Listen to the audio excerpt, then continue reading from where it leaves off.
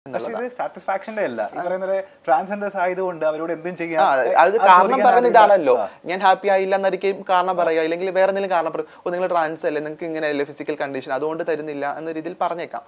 അപ്പം അതാ പറഞ്ഞത്, നമ്മൾ പോകുമ്പോൾ ഒരു ഇതൊക്കെ പറഞ്ഞിട്ടായിരിക്കും അവർ മിക്കപ്പോഴും പറയുന്ന ഒരു കാര്യമാണ് ഞാൻ കേട്ടിട്ടുള്ളത്, ഈ സാറ്റിസ്ഫൈഡ് ആകുന്നില്ല എന്നുള്ളത്. അപ്പൊ എനിക്ക് തോന്നുന്നില്ല കേട്ടോ അങ്ങനത്തെ ആരെക്കാളും ഒക്കെ തന്നെ ഈ പറഞ്ഞ എല്ലാരെ പോലും കഴിവുള്ള എല്ലാവരെ പോലും പറ്റുന്ന ആൾക്കാർ. ശാസ്ത്രം പറയുന്നത് മറ്റാരെക്കാളും സാറ്റിസ്ഫൈ ചെയ്യാൻ പറ്റില്ല. അത് എനിക്ക് ശാസ്ത്രീയമായി എനിക്കറിയില്ല കേട്ടോ, ആയിരിക്കാം.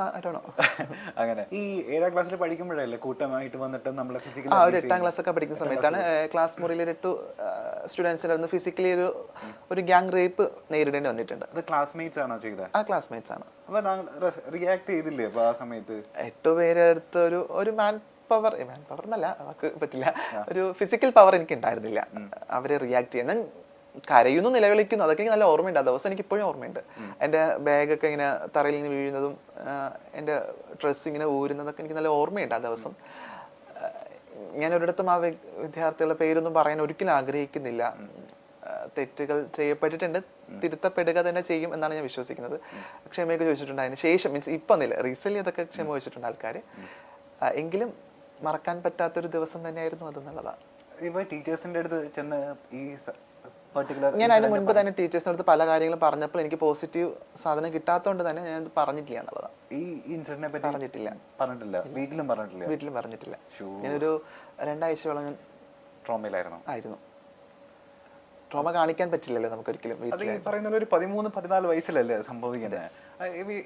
ഇപ്പൊ സ്കൂളിലൊക്കെ പോയിട്ട് അല്ലെങ്കിൽ ഒരു വേദികളിലൊക്കെ പോയിട്ട് പ്രസംഗിക്കുന്ന ആളല്ലേ, അപ്പം പറയാറുണ്ട്, അതായത് ടീച്ചേഴ്സിന്റെ ഈ നിരന്തരം പറയാറുണ്ട് ഞാൻ ടീച്ചേഴ്സിന്. കാരണം നമുക്ക് ക്ലാസ് മുറിക്കകത്ത് ഭയങ്കര നാളത്തെ സൊസൈറ്റി ഉണ്ടാക്കാൻ പറ്റുന്നുള്ളത് വലിയ സത്യമാണ്. അപ്പോൾ ക്ലാസ് മുറിയിൽ ഇരിക്കുന്ന കുട്ടികളടുത്ത് പറഞ്ഞ് പഠിപ്പിക്കേണ്ടത് അധ്യാപകരാണ്. നമ്മൾ അധ്യാപകർക്ക് ഇത്തരം വിഷയങ്ങളെ പറ്റി ധാരണ ഇല്ല എന്നുള്ളതാണ് വേറൊരു സങ്കടം. നമ്മൾ ഇതിനൊക്കെ ഏറ്റവും യൂസ്ഫുൾ ആകുന്ന ഒരു കാര്യം സെക്സ് എഡ്യൂക്കേഷൻ കൊടുക്കുക എന്നുള്ളതാണ്. അത് വിദ്യാർത്ഥികൾക്ക് കൊടുക്കുന്നതിന് മുൻപ് അധ്യാപകർക്ക് കൊടുക്കണം എന്നുള്ളതാണ്. അധ്യാപകർക്ക് പറഞ്ഞു കൊടുക്കണം എന്താണ് ഈ ബാഡ് ടച്ചും ഗുഡ് ടച്ചും, ഇല്ല എന്താണ് സെക്സ്, എന്താണ് ജെൻഡർ, സെക്ഷുവാലിറ്റി ഒക്കെ പറഞ്ഞ് പഠിപ്പിക്കണം.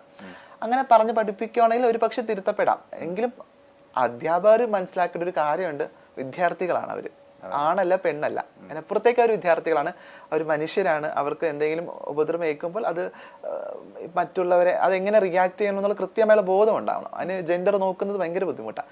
ഇത് എനിക്ക് മാത്രം സംഭവിച്ച വിഷയങ്ങളൊന്നും അല്ല, പലർക്കും സംഭവിച്ചിട്ടുണ്ട് എന്നുള്ളതാണ്. ഞാൻ ചോദിക്കട്ടെ, ഇപ്പോൾ നമ്മളിപ്പോൾ കുറച്ച് ഫെമിനിൻ ആയിട്ടുള്ള ഒരു നടത്തം ഉണ്ടെങ്കിൽ, അല്ലെങ്കിൽ ഫെമിനിൻ ആയിട്ട് നമ്മൾ സംസാരിക്കുന്നുണ്ടെങ്കിൽ, ഈ പറയുന്ന നാട്ടുകാർ ആയിട്ടുള്ള കുറെ വൃത്തികെട്ടന്മാരെ നമ്മളെ ചൂഷണം ചെയ്യാൻ താല്പര്യമുണ്ട്, സാധ്യതയുണ്ട്.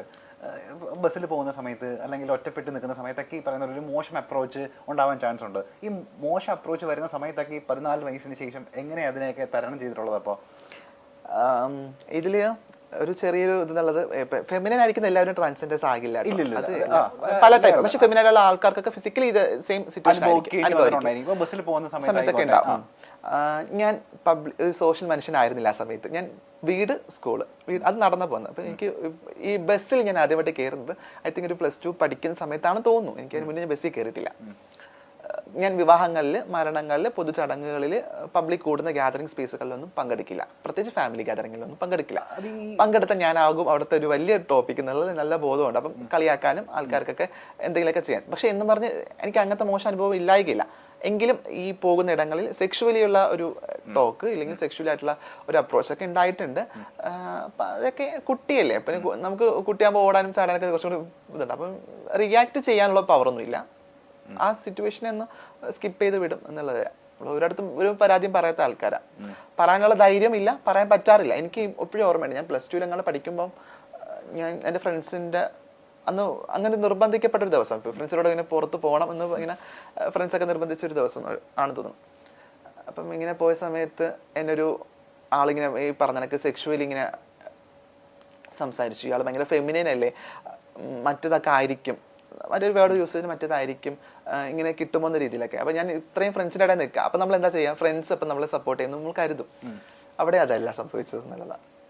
ആ ഫ്രണ്ട്സ് തിരിച്ച് അതെ, അതൊരു ഇങ്ങനെയൊക്കെ ഉണ്ടാകുക എന്നുള്ളത് നമ്മൾ സ്വയം നമ്മൾ ചിന്തിക്കുമ്പോൾ നമുക്ക് ഒട്ടും പറ്റില്ല അങ്ങനത്തെ സിറ്റുവേഷനൊക്കെ എങ്ങനെ ടോളറേറ്റ് ചെയ്യുന്നുള്ളത്.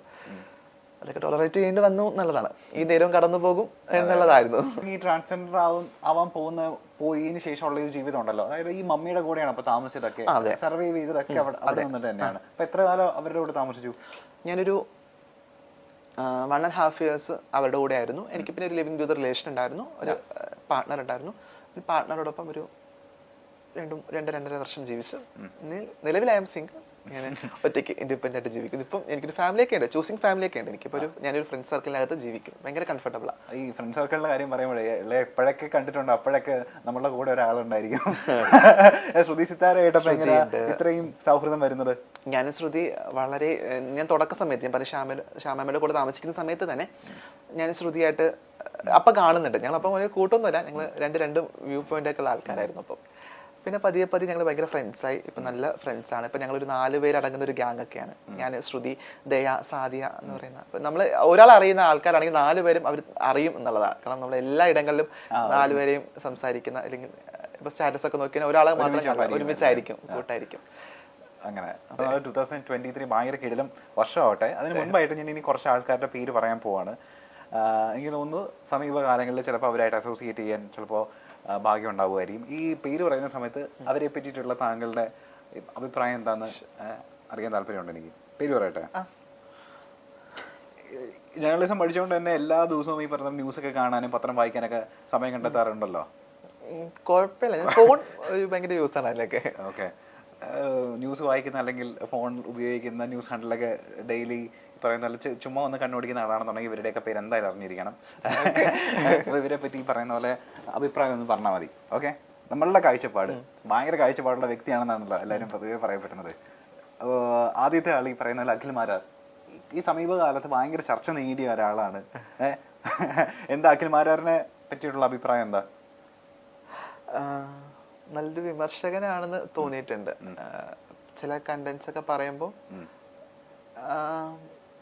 അങ്ങനെ ഭയങ്കര കുറ്റം പറയാനായിട്ട് തോന്നിയിട്ടില്ല. പിന്നെ പുള്ളിയുടെ പൊതുവിൽ ഉള്ള പുള്ളി ഭയങ്കര ക്യൂർ ഫ്രണ്ട്ലി ആണെന്ന് തോന്നുന്നില്ല. അങ്ങനെ എനിക്ക് അറിയില്ല ഭയങ്കര ക്യൂർ ഫ്രണ്ട്ലി ആണ് അല്ലെങ്കിൽ അങ്ങനത്തെ ഒരു മനുഷ്യനാണെന്ന് തോന്നാറില്ല.